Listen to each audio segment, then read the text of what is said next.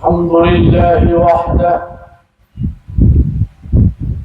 صلاة الله وسلامه على رسوله الذي لا نبي بعده، وعلى آله وأصحابه وأزواجه وأولاده وأحبابه وعلماء ملته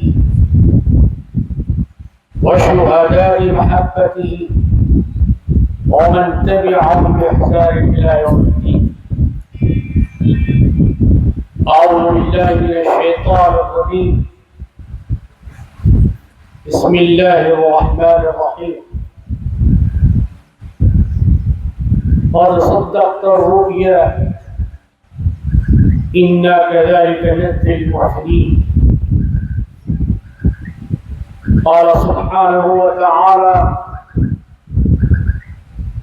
في شأن حبيبه المصطفى ورسوله المجتبى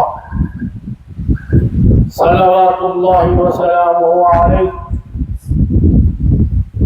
إن الله وملائكته يصلون على النبي يا أيها الذين آمنوا صلوا عليه وسلموا تسليما. اللهم صل على سيدنا وشفينا وحبيبنا ومولانا محمد كلما ذكره الذاكرون وكلما غفل عن ذكره الغافلون، وصل على جميع الأنبياء والمرسلين وعلى الملائكة المقربين سلم تسليما كثيرا. سبحان ربك رب العزة عما يصفون، سلام على المرسلين، والحمد لله رب العالمين.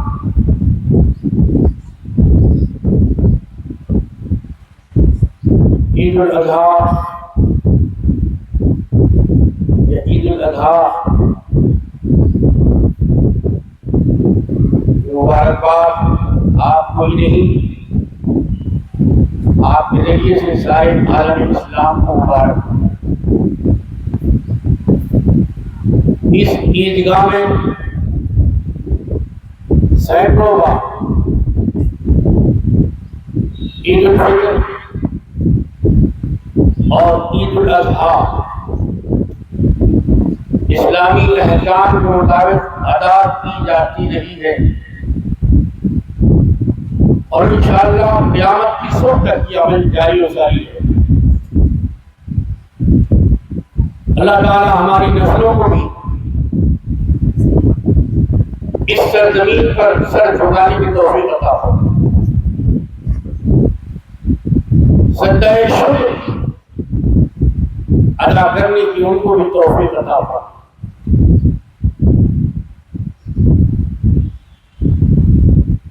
مذہب اسلام میں خوشی کے جو موقع ہیں ان میں یہ دو موقع بڑے اہم. ایک کا نام عید الفطر ہے، دوسرے کا نام عید الاضحیٰ. یہ عید مسلمان اپنی مرضی سے نہیں مناتا، بلکہ یہ مالک کے حکم سے مناتا. اللہ کے حکم کی تعمیل میں بندہ مومن اللہ کی بارگاہ میں سجدہ شکر ادا کرنے کے لیے 6 زائد تکبیرات کے ساتھ عیدگاہ میں یہ عمل ادا کرتا.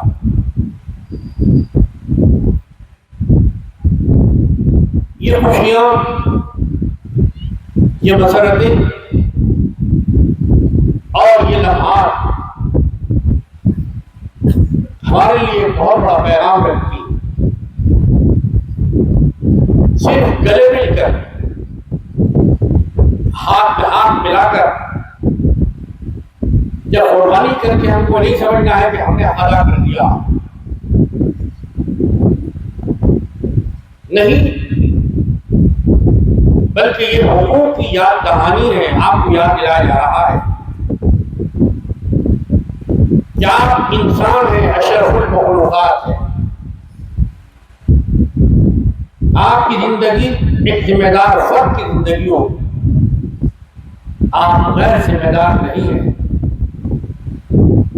آپ کو اپنے دوسرے بھائیوں کا بھی خیال کرنا ہے، ان کا بھی آسرا بننا ہے، ان کے بھی ہاتھ سنبھالنا ہے، ان کی بھی مدد کرنا ہے، ان کا بھی سہارا بننا ہے. عید الاضحیٰ ایک پیغام ہے، ایسا پیغام جس میں اخوت ہے، ایسا پیغام جس میں مساوات ہے، ایک ایسا پیغام جس میں ہمدردی ایثار کا جذبہ ہے. اگر آپ کے پاس کچھ ہے، آپ اپنے لیے استعمال کر رہے ہیں اور اس میں سے دوسروں کو بھی کچھ دے رہے ہیں، یہ بہت اچھی بات ہے. لیکن اس کے آگے میں اور درجہ ہے. آپ کے پاس کچھ ہے اور سامنے والے کے پاس کچھ نہیں ہے، تو اپنا سارا اپنے اس بھائی اور انسان کو دے دینا، یہ قربانی سے آگے کا مرتبہ ہے، رتبہ ہے، جس کا نام ایثار ہے. قربانی کو بھی سمجھنا ہے اور ایثار کو بھی سمجھنا ہے. قربانی کا یہ سلسلہ اللہ کے حکم سے چلا. سب سے پہلے حضرت آدم علیہ السلام کے فرزندوں اس قربانی میں حصہ لیا. اللہ کے حکم سے حضرت آدم علیہ السلام کے دو بیٹوں نے اپنی اپنی قربانیاں پہاڑ پر بھیجی. اللہ کا حکم ہوا، دونوں اپنی اپنی قربانیاں پہاڑ پر رکھ کر انتظار میں بیٹھے رہے کہ اگر کسی قربانی اللہ کی راہ میں قبول ہو. ایک آگ آسمان سے آئی اور ایک قربانی کو قبول کر. اس طریقے سے حضرت آدم علیہ السلام کے صاحبزادوں میں ایک صاحبزادے کو قربانی پیش کی.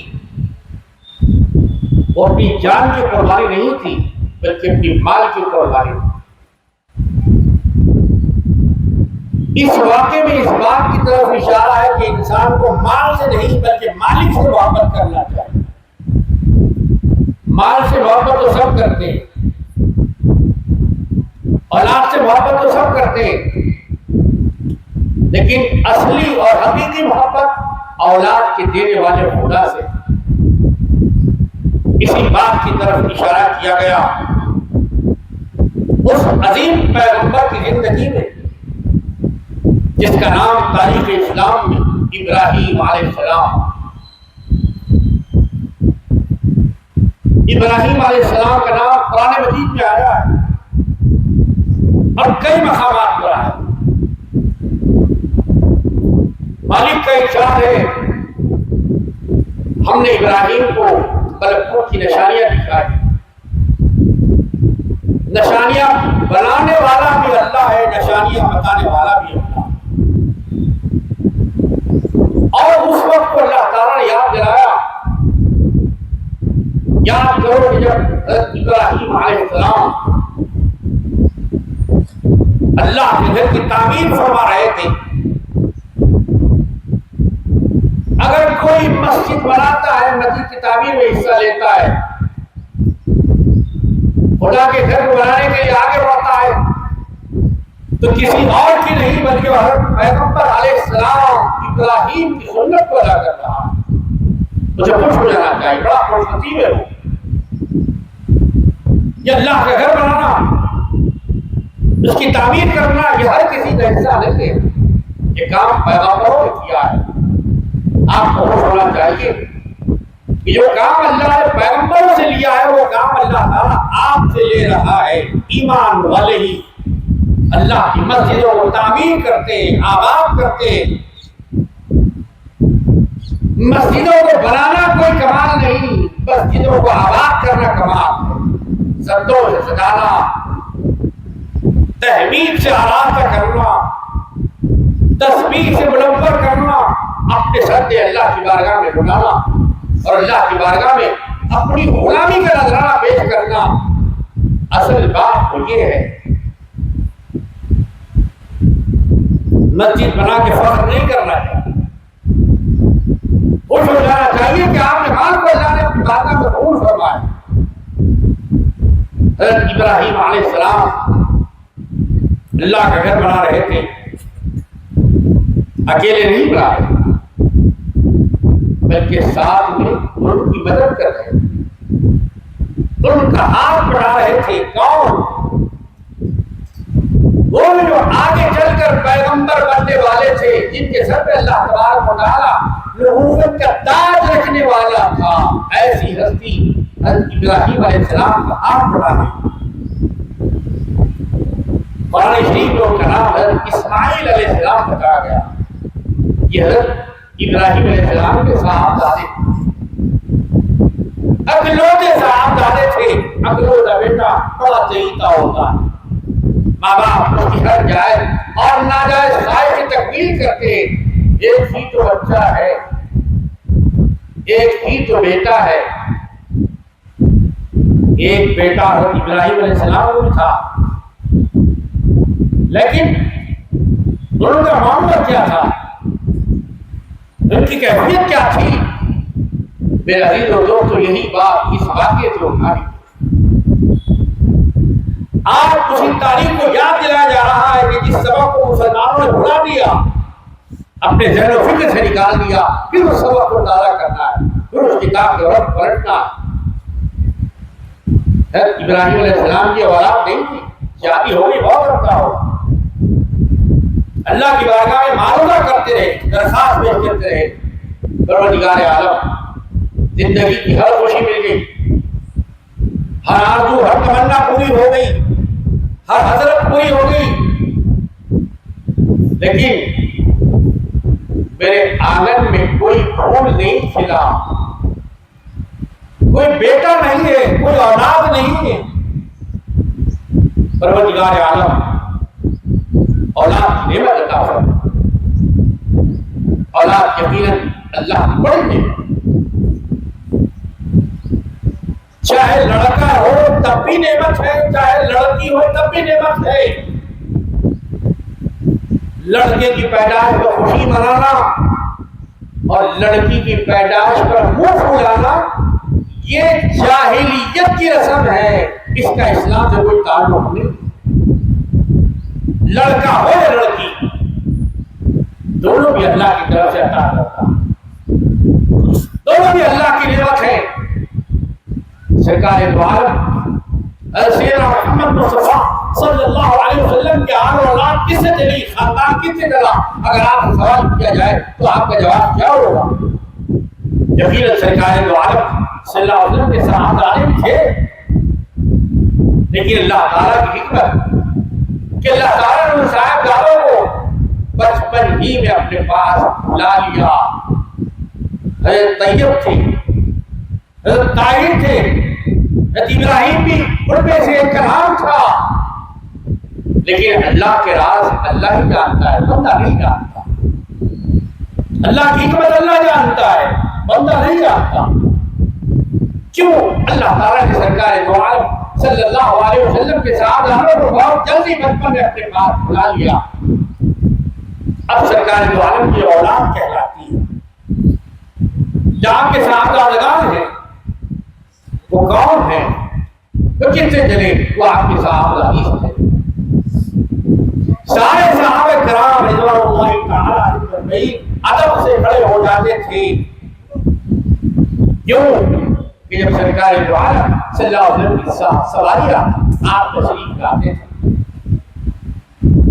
لیکن سرکار دو عالم صلی اللہ علیہ وسلم کو دیکھا گیا کہ سرکار دو عالم صلی اللہ علیہ وسلم کسی کے لیے ٹھہر گئے ہیں۔ دیکھا گیا کون ہے؟ کیا عمر صدیق ہے؟ کیا عمر فاروق ہے؟ کیا عثمان غنی ہے؟ کیا سیدنا علی رضوان اللہ تعالی علیہ مجمعین ہے؟ تو تو ان میں سے کوئی نہیں ہے، پھر کس کے لیے سرکار ڈر گئے؟ دیکھا تو سرکار کی صحابزادی تشریف لائے، سیدہ بی فاطمہ رضی اللہ تعالیٰ عنہا۔ سرکار دو عالم صلی اللہ علیہ وسلم نے اپنی عمل سے بتایا کہ بیٹی لائق عزت ہے، اس سے بھی خاندان چل سکتا ہے۔ بیٹی کو اپنی نظر سے گرا کے مت دیکھو، بیٹی خدا کی نعمت ہے، بیٹی خدا کی خدمت سے ملتی ہے۔ سرکار دو عالم صلی اللہ علیہ وسلم نے عورت کا درجہ بڑھا دیا، عورت کی عزتوں میں اضافہ فرما دیا۔ پھر ایک اور مقام پر سرکار دو عالم صلی اللہ علیہ وسلم نے صرف مسلمانوں کو نہیں، قرآن پڑھنے والوں کو نہیں، بلکہ ساری دنیا کو بتایا، اے لوگوں، جس دنیا کی تم تلاش میں ہو وہ کہیں اور نہیں ہے۔ اگر تمہارا ماں ہے اور تمہارا ماں کا قدم ہے تو تمہارے ماں کے قدموں کے نیچے تمہاری جنت ہے۔ میرے عزیزو دوستو، کتنا بڑا مقام ماں کا۔ ایک صاحب سرکار کی خدمت میں حاضر ہو، یا رسول اللہ، میرے والد بھی زندہ ہے، میری ماں بھی، بتائیے دونوں کس کا حق زیادہ؟ سرکار دو عالم صلی اللہ علیہ وسلم نے یاد فرمایا، کہا کہ تمہاری ماں کا حق زیادہ۔ نہ جانے ان کے دل میں کیا خیال آیا، کیا جذبہ تھا، ہم کو نہیں معلوم، لیکن دوبارہ پھر انہوں نے سوال کیا، یا رسول اللہ پھر کس کا حق ہے؟ میں کس کا حق ادا کروں؟ سرکار دو عالم صلی اللہ علیہ وسلم نے دوبارہ پھر فرمایا، کہا کہ تمہاری ماں، تمہاری والدہ کا حق ہے۔ 2 مرتبہ بتایا جا چکا تھا، سوال بھی 2 مرتبہ ہو چکا تھا، جواب بھی 2 مرتبہ مل چکا تھا، لیکن ان صاحب نے پھر تیسری مرتبہ پوچھا، یا رسول اللہ میرے بابا میں کس کا مقام زیادہ ہے؟ تیسری مرتبہ پھر سرکار دو عالم صلی اللہ علیہ وسلم نے ارشاد فرمایا کہ تمہاری والدہ کا ہے۔ 3 مرتبہ سوال کرنے کے بعد بھی خاموش نہیں ہوا، پھر 4تھی مرتبہ انہوں نے پوچھا، یا رسول اللہ ماں باپ کو کس کا حق ہے؟ تو 4تھی مرتبہ سرکار دو عالم صلی اللہ علیہ وسلم نے فرمایا تمہارے باپ کا، تمہارے والد کا۔ میرے عزیزو دوستو، حضرت ابراہیم علیہ السلام کی زندگی، حضرت اسماعیل علیہ السلام کی زندگی میں جن کے قربانی کو واقعات کو یاد کر کے ہم قربانی دیتے، قربانی تو ہم نے یاد رکھ لی، لیکن کیا ماں باپ کی محبت کا عہد کا سبق بھی ہم کو یاد ہے؟ کیا ہم یہ سبق کبھی کتاب کھول کے پڑھنا چاہتے ہیں؟ آج ماں باپ کی بے حرمتی ہوتی ہے، گالیاں دی جاتی ہیں، شراب پی کے جوا کھیل کے بیٹے اپنے ماں باپ کو مارتے ہیں، ان کی باتوں کو نہیں سنتے، ان کی باتوں کو نظر انداز کر دیتے۔ وہ بیٹے کان کھول کے سن لے کہ صرف قربانی کرنے سے کام نہیں چلے گا، وہ قربانی اس وقت قبول نہیں ہوگی جب تک کہ ماں باپ ان سے راضی نہ ہو جائیں، جب تک یہ والدین ان کے لیے دعا کے لیے ہاتھ نہ اٹھائیں۔ میرے عزیزو دوستو، ماں کا بڑا مقام۔ اللہ تعالیٰ اپنی محبت کی مثال کسی چیز سے بھی دے سکتا تھا، لیکن یہ اللہ کی قدرت ہے کہ اللہ نے اپنی محبت کو سمجھانے کے لیے دنیا والوں کو ہمارے دماغ کے لحاظ سے، ہمارے علم کے لحاظ سے، سرکار دو عالم صلی اللہ علیہ وسلم نے زبانی میں فرمایا کہ اللہ اپنے بندوں کو چاہتا ہے، اللہ اپنے بندوں سے محبت کرتا ہے۔ کتنی محبت کرتا ہے؟ اس کا کوئی پیمانہ، کوئی میٹر، کوئی مقدار؟ سرکار دو عالم صلی اللہ علیہ وسلم نے یاد فرمایا، اللہ تعالیٰ تم سے محبت کرتا ہے، 70 ماؤں سے زیادہ محبت کرتا ہے۔ جب اللہ نے اپنی محبت کی مثال دینی چاہیے تو ماں کی محبت کی مثال، باپ کی محبت کی مثال دی۔ اس کا مطلب یہ نہیں ہے کہ باپ کو محبت نہ کی جائے، ماں کا حق، ماں کا رتبہ، ماں کا درجہ بتانا مقصود تھا۔ ماں کو معمولی مت سمجھو، دنیا میں ساری نعمتیں مل جائیں گی لیکن ماں نہیں مل سکتی۔ دولت سے گدے خریدے جا سکتے ہیں لیکن ماں نہیں خریدی جا سکتی. دولت سے بلڈنگیں خریدی جا سکتی ہیں, دولت سے بڑی بڑی گاڑیاں خریدی جا سکتی ہیں, لیکن دولت کے ذریعے اگر کوئی انسان ماں خریدنا چاہتا ہے تو بہت بڑا نادان ہے, عقل کا دشمن ہے. حضرت اسماعیل علیہ السلام اپنے والدین کو بہت چاہتے, ویسے ہی حضرت ابراہیم علیہ السلام اور بی بی ہاجرہ علیہ السلام حضرت اسماعیل علیہ السلام کو بہت چاہتے, کیونکہ بڑے عرصے کے بعد, بڑی تمناؤں کے بعد, بڑی دعاؤں کے بعد آپ کی ولادت ہوئی تھی.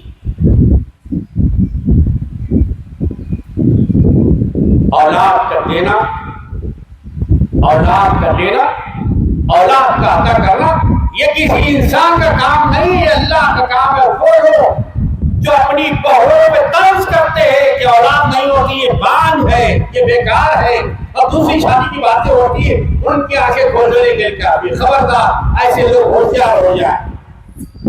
بیوی ہاجرہ تو یہ عرصے تک اولاد نہیں, یہاں تک کہ حضرت ابراہیم علیہ السلام اس منزل میں چلے گئے ہوئے کہ جس منزل کو بڑھاپا کہا جاتا ہے, بڑھاپا بوڑھے ہو گیا, ضعیف ہو گئے.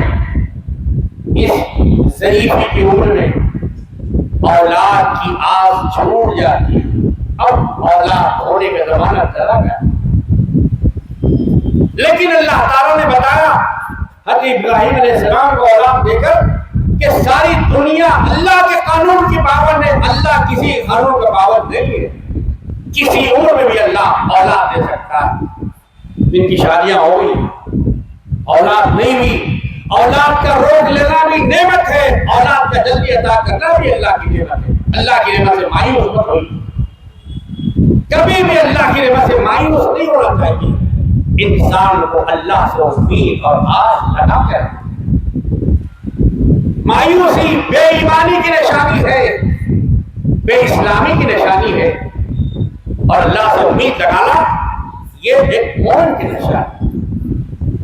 بڑی لمبی عمر کے بعد حضرت ابراہیم علیہ السلام کو اولاد ہوئی, اولاد, اور اولاد میں بھی نرینہ اولاد یعنی مرد بچہ. اب آپ اندازہ لگائیے جب ایک اکلوتی اولاد ہوتی ہے ماں باپ کتنا چاہتے ہیں, ہر خوشی, ہر تمنا, ہر آرزو, ہر حسرت, ہر دن کی بات پوری کیا کرتے ہیں. پھر ابراہیم علیہ السلام اب محبت اس اعلیٰ منزل پر پہنچ گئی تھی کہ وہاں سے آگے محبت کا کوئی درجہ مقرر نہیں کیا جا سکتا تھا. اللہ اکبر, پہنچ جاتے تھے حضرت ابراہیم علیہ السلام اسماعیل کا. یقیناً والدین کو اپنے بچوں کو جانا تھا, یہ فطری محبت ہے.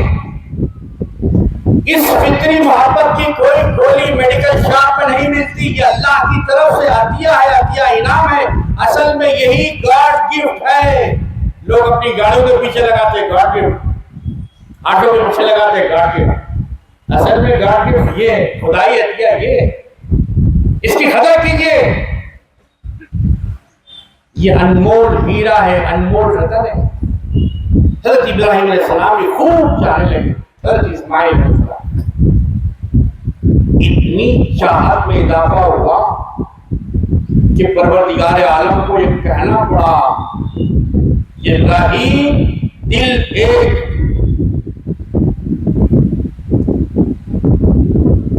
دل ایک, مکان ایک, مکین دو. کہا جس دل میں ہماری محبت ہے اس دل میں مخلوق کی بھی محبت ہے. اب فیصلہ آپ کے اوپر ہے خلیل اللہ, یا اپنے بیٹے کو رکھیے یا پھر ہم کو, یا ہماری محبت رہے گی یا بیٹے کی محبت رہے گی. اللہ اکبر, کیا اس کی عظیم شان منزل کی اشارہ ہو رہا ہے. ذبح کر رہے ہیں حضرت ابراہیم علیہ السلام. خواب میں یہ یاد رکھیے عام انسان سو جاتا ہے تو خواب ہوتے ہیں، خواب بند آنکھوں کے خواب۔ عام انسان سو جاتا ہے تو خواب ہوتے ہیں، اور پیغمبر سو جاتے ہیں تو خواب نہیں، رب سے سوال و جواب ہوتے ہیں۔ عام انسانوں کی نیند الگ ہے، پیغمبر کی نیند الگ، پیغمبر کی ہستی الگ ہے، پیغمبر کا علم الگ ہے۔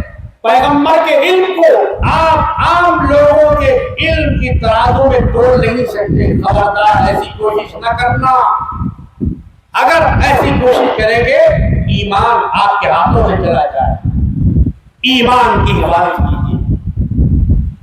دولت گئی ہے تو مل سکتی ہے، حکومت گئی ہے تو مل سکتی ہے، آپ کا بنگلہ گیا ہے تو مل سکتا ہے، آپ کی گاڑی گئی تو مل سکتی ہے، لیکن میرے دل دوستو ایک مرتبہ ایمان چلا گیا تو پھر خدا کی قسم کو ملتا نہیں ہے، تلاش کرنے سے بھی نہیں ملتا۔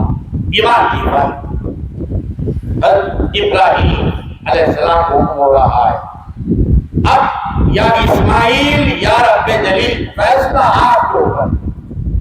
اشارہ اللہ کی طرف، انڈیکیشن ہو رہا ہے، انڈیکیشن ذبح کر رہے ہیں اللہ کے محبوب کی، اپنی پسندیدہ کی، جس کو سب سے زیادہ چاہتے ہیں اللہ کی راہ میں قربان کیجیے، قربانی کو قربانیاں دے رہے ہیں حضرت ابراہیم علیہ السلام، لیکن پھر وہی اشارہ ہو رہا ہے، نہیں اے میرے خلیل، اے میرے محبوب، یہ قربانی نہیں ہے، قربانی تو کچھ اور ہے۔ آخر میں حضرت ابراہیم علیہ السلام اللہ تعالیٰ کا اشارہ سمجھ گئے، یہ جانور کی قربانی نہیں ہے جی، یہ اسماعیل کی قربانی طلب کی جا رہی ہے۔ اب ابراہیم علیہ السلام نے تو خواب دیکھا تھا، خواب، اس خواب کی تعبیر پیش کرنے کے لیے مکہ کی سرزمین پہ جا رہے ہیں، ہاتھ میں رسی بھی ہے، چوئی بھی ہے، اور حضرت اسماعیل علیہ السلام کو بالکل تیار کر کے لے جا رہے ہیں، سجا کے سوار کے، جیسا کہ دعوتوں میں ہم اپنے بچوں کو لے جاتے ہیں، عیدگاہ کو ملاتے ہیں، ایک اس کے بعد بچوں کو گھما دیتے ہیں، اس کے بعد کہتے ہیں کہ جن کا بچہ بن گیا گم ہو گیا، اعلان کریں۔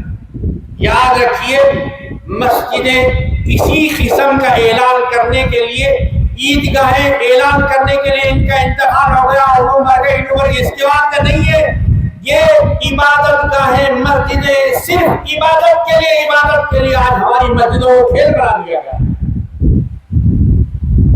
کسی کا بھی انتقال ہو جائے، کسی ہستی کا انتقال ہو جائے، مسجد اعلان کے لیے نہیں ہے، آپ کو اپنے ذرائع استعمال کرنا ہے، مسجد کمائی کا استعمال نہیں کرنا ہے، یہ مسجد کے آداب ہیں۔ لیکن آج عجیب و غریب ماحول پر سارے اسلامی احکام توڑ دیے جا رہے ہیں، آداب کا کوئی خیال نہیں۔ عزیزان محترم، ہر فرد ذمہ دار ہے، ایسا نہیں کہ صدر صاحب معتبر صاحب کیا حکم ہے، اسلام میں ہر آدمی صدر ہے، ہر آدمی معتبر ہے، ہر آدمی رکن ہے، ذمہ دار ہے۔ ایسا نہیں خیال میں صرف صدر صاحب کو پوچھا جائے گا، سیکرٹری صاحب سے پوچھا جائے گا، ایگزیکٹو ممبر سے پوچھا جائے گا، نہیں، ہر مسلمان سے سوال کیا جائے گا، پوچھا جائے گا، جب تک جواب نہیں دو گے آپ ایک قدم بھی آگے بڑھا نہیں سکتے۔ آپ ذمہ دار تھے، آپ ذمہ دار ہیں، آپ کو علم دیا گیا، آپ کو اخلاق دیے گئے، آپ کو روشنی دی گئی، آپ کو پیغمبر دیے گئے، آپ کو کتاب دی گئی، آپ کو کلمہ طیبہ دیا گیا، کیا کیا آپ نے؟ آپ کو پیسہ دیا گیا، کیا کیا آپ نے؟ آپ کو جوانی دی گئی، کیا کیا آپ نے؟ آپ کو طاقت دی گئی تھی، کہاں استعمال کیا آپ نے؟ یہ سب جواب دینا پڑے گا میرے بھائی۔ آج شادیوں کے نام پہ کیا ہو رہا ہے ہمارے سماج کے اندر؟ قربانی آپ کی اللہ قبول کرے، ہم نہیں ہو جو قبول کرنے والے اللہ ہے، بچوں کی طرف سے قربانی نہیں ہے، آپ دیتے دے لیجیے، قربانی اللہ کے لیے دیجیے، اللہ کے لیے۔ بازو والوں کو دکھانے کو آپ مت دیجیے، بازو والے چاہ رہے کم ہم تو آپ کو ایک کہہ رہا نہیں، دکھاوے کی قربانی ہے۔ اللہ تعالیٰ دکھاوا نہیں چاہتا، آپ کی نیتوں کو دیکھتا ہے۔ اللہ پاک فرماتا ہے قرآن مجید کے اندر، پڑھیے قرآن مجید، آپ نے تو کون پڑھی بھائی؟ آپ نہیں سمجھیں گے تو کون سمجھے گا؟ پڑھی سمجھ دوسروں کو پڑھائیے، مدرسے میں تعاون کیجیے. اے لوگوں تم قربانی کر کے کیا ہے سمجھتے ہو کہ تمہارا خون ہمارے پاس آئے گا, تمہارا گوشت ہمارے پاس آئے گا, تمہاری قربانی ہمارے ہڈیاں ہمارے پاس آئے گی, تمہاری رگیں ہمارے پاس آئے گی. خبردار, نہ ہمارے پاس تمہارا خون آتا ہے, نہ ہڈیاں, نہ گوشت, کچھ نہیں آتا. ہاں ہمارے پاس تمہارے دل کا تقویٰ آتا ہے کہ تم کتنے متقی ہو, تم کتنا اللہ سے ڈرتے ہو, کتنا تم برائیوں سے رکتے ہو, کتنا تم چھوٹے مقدموں سے رکتے ہو, تم کتنا گالیوں سے رکتے ہو, تم کتنی جھوٹی گواہیوں سے رکتے ہو, تم کتنے غلط معاملات سے رکتے ہو, تم شراب نوشی سے, جوا کھیلنے سے, قمار بازی سے تم کتنے رکتے ہو. اصل میں یہ تقویٰ ہمارے پاس آتا ہے. دیکھیں یہ آپ کتنا متقی ہے, کتنا دیندار ہے,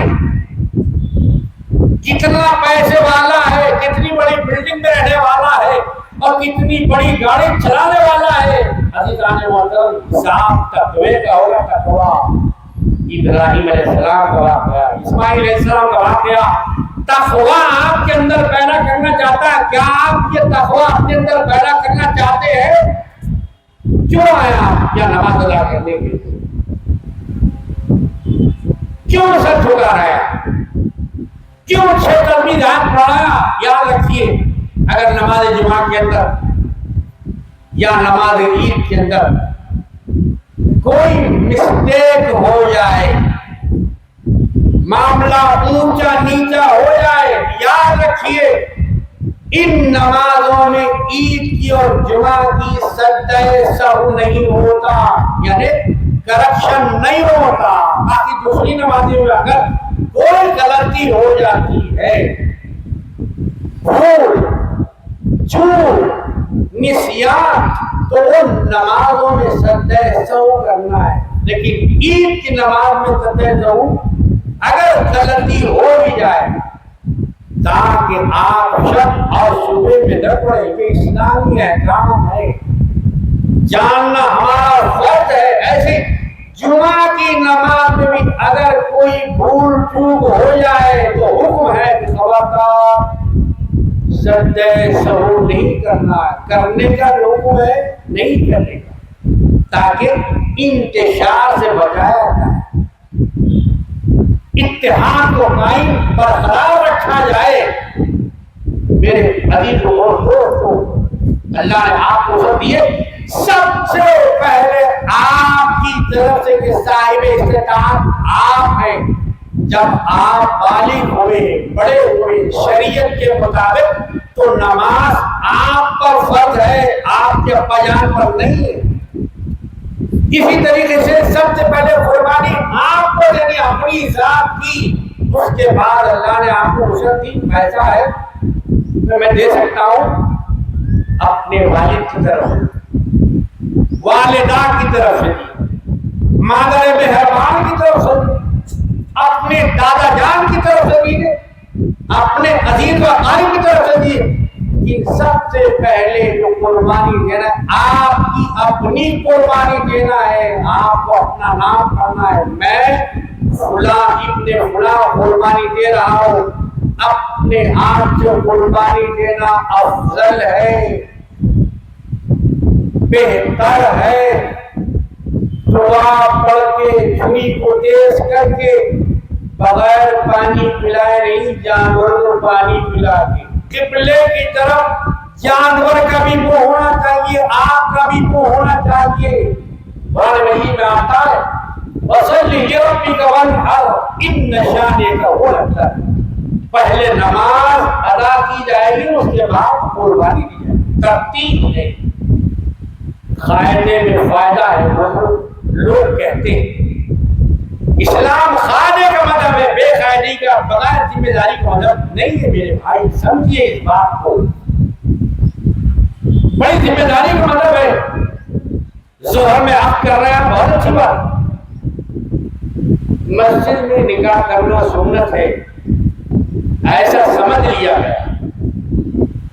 ظہر میں مسجد میں آگے اب کر لیا, ماشاءاللہ بہت اچھا کام. قابل مبارکباد، ہر ایک کو کرنا چاہیے جس کی شادی ہو، اصل میں جا کے کہیں مسجد میں نکاح کرنا سنت ہے، ولیمہ کیا ہے؟ ولیمہ سنت ہے، واجب ہے، ولیمہ بھی سنت ہے نا، ولیمہ بھی مسجد میں کرتے ہیں، ولیمہ بھی سنت ہے نا، ولیمہ بھی مسجد میں کیجیے، پھر ولیمہ کو شادی خانے کہیں بھی جائیں۔ یہ دھوکہ دینا ہے، دھوکہ اپنے آپ کو دھوکہ، ظہر میں نکاح، اثر میں نکاح، اور آنے کا شادی خانے میں 12:30 بجے 1 بجے، اور وہ کھانا کھائیں گے تو غذا نہیں کا، وہ بیماریاں پیدا کرے گا، بیماریاں پورے دعوتیاں رخصت ہو جائے۔ اس کے بعد کس کی دعا لینے آئے؟ ڈیروں کی دعا لینے آئے، لیٹی کی دعا لے رہے ہیں، باجے والوں کی دعا لے رہے ہیں۔ شادی کا دن دعا لینے کا ہوتا، میرے نوجوان سمجھ لے، بد دعا لینے کا دن نہیں ہوتا۔ جو شملہ عید میں بننا ہے، جو شملہ جمعہ میں بننا ہے، جو شملہ نمازوں میں بننا ہے، وہ شملہ ہم شادی میں بن کے ناچ رہے ہیں۔ یہ سرکار دو عالم صلی اللہ علیہ وسلم کی سنت کی توہین کر رہے ہیں۔ خبردار ہو جائیں، وہ سنت کی توہین نہ کرے، اصحاب شادی ان کے انتظار میں۔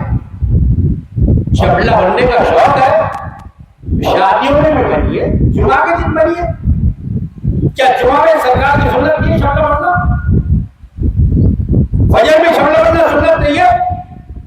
ایک نماز بغیر شملے کے 27 ہے، شملے کے ساتھ 70 درجے ثواب ہے۔ کسی نے بتایا، آپ کو بتایا تو آپ نے عمل کیا؟ میرے عزیزوں اور دوستوں، اسلام کو سمجھیے، سمجھائیے، اپنی نسلوں کو پہنچائیے، ان کے ایمان کو بچائیے۔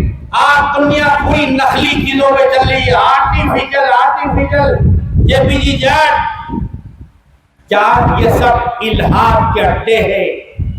ایمان کو کھینچنے کے مقامات ہے۔ ایمان آپ کا درسگاہوں میں ہے، ایمان آپ کا درگاہوں میں، خانقاہوں میں ہے۔ ایمان آپ کا ایمان والوں ہے، ایمان آپ کا اللہ والوں کے پاس ہے۔ ایمان کی حفاظت اور مدرسے کر رہے ہیں۔ عزیزان محترم، آج ہم عید کا اس بات کا ہے کرنے کے جائے، جیسے حضرت ابراہیم علیہ السلام اللہ کرا تو تھے، جیسے حضرت اسماعیل علیہ السلام نے اپنے والد کی بات کو سنا، قربانی کے لیے اپنے آپ پوچھ کے ابا جان آپ کو حکم ہے نا، آپ اپنے سے کر رہے ہیں یہ اللہ کا حکم ہے؟ ابراہیم علیہ السلام نے کہا نہیں، میں بے سے نہیں کر رہا ہوں، یہ اللہ کی وصیت ہے۔ ابا جان آپ ذبح کرنے کے لیے تیار نہیں ہے، میں قربان ہونے کے لیے تیار۔ سبحان اللہ، یہ فیضان نظر تھا یا کہ مکتب کی کرامت تھی؟ وہ سکھائے کس نے اسماعیل کو آتا ہے؟